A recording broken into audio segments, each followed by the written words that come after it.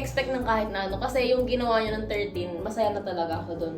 Tsaka masaya na ako na hindi pinagdamot sa akin yung mahal yung fans niya.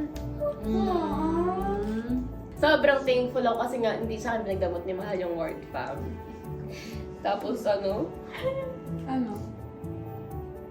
Tapos kahit ang dami ng umaalis sa kanya, pinaglaban niya talaga ako na pagkatiwalaan ako ng supporters niya.